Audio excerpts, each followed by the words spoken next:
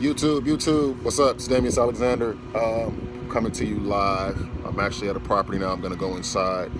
We actually got this property under contract, and I had a buyer for within 4 hours. One of those properties I didn't think it was a great deal, so I literally just picked up the phone, called maybe 2 or 3 people. But real quick, this video is not gonna be long. I just want to talk to you guys about something. I just looked at another property. We're not gonna take it, but the property was just in disarray. The tenant moved out. They didn't take anything. They just literally got up and moved out, left the couches, furniture, clothes, refrigerators, freezers full. It still looked like someone lived there, just trashed. A tip that helps, especially if you're a new investor. Sometimes we walk into these properties and we really can't see the diamond in the rough, if you know what that means. We can't really see the potential. You know, we can't look past all of the clothes and the dressers and the beds, and we see everything tore up. Sometimes it's kind of hard to really see the value of what a property could have. Seasoned, experienced investors, they walk in and they can definitely understand that. But I do think something that's common, whether you're a newbie or a seasoned investor, is first impression is still a key. After the first impression, we try to settle down our emotions and look at properties. And I think this is, with seasoned investors as well.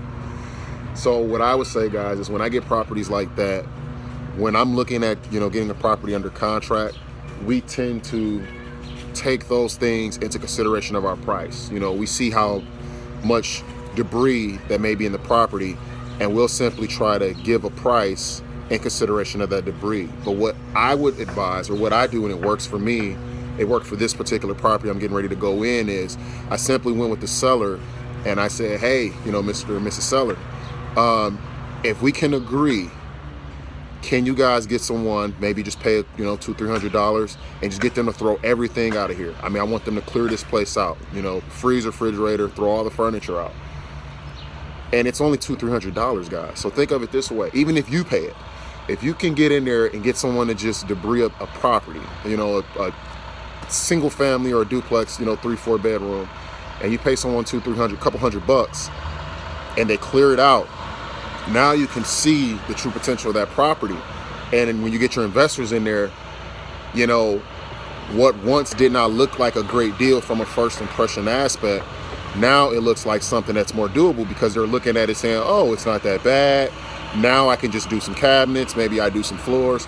They don't have to see that first impression of the home being trashed. So you paying this $200-$300, always ask for the seller. I call it concessions, if you know what I mean. Always ask the seller, and I learned it's in a book. Don't ask me which book I learned it from. I can't remember. But when you're working a deal, always try to kind of get something on the back end outside the price. Okay, if we give you, your 14 or your 15,000, can you get someone in here to clear this place out?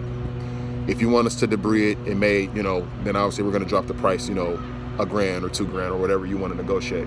But a quick key, just wanted to give you guys that, is when you get a property and it's just trash, there's all type of things in it, that to me, it's kind of one of those first impressions, can be a last impression.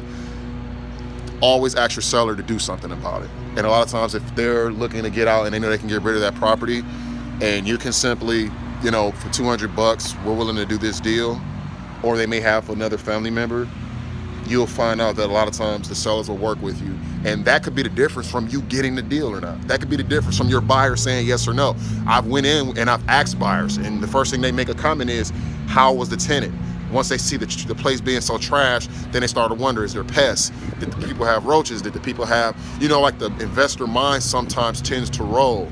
Again, seasoned investors, sometimes they can kind of settle in, tuck their emotions away and say, okay, we can throw that stuff out, that's not a big deal. But sometimes this right away turns people off before they even walk through the property. So just wanted to give you guys a quick tip. If you have not, please subscribe to my channel. Today is a good day. It's the middle of the month. We're already at 20,000 in profit. So we're moving along. I think it's the 13th. So got a couple other deals we're trying to lock up here. So yeah, if you haven't, hit that like button, hit the subscribe, comment, ask questions. I try to respond to all my questions. If you have any other tips that you use when you're negotiating with sellers, from a property aspect and not so much of a price aspect, feel free to leave that comment. I will definitely read it, and I'd love to hear your thoughts. Thank you, and have a good day.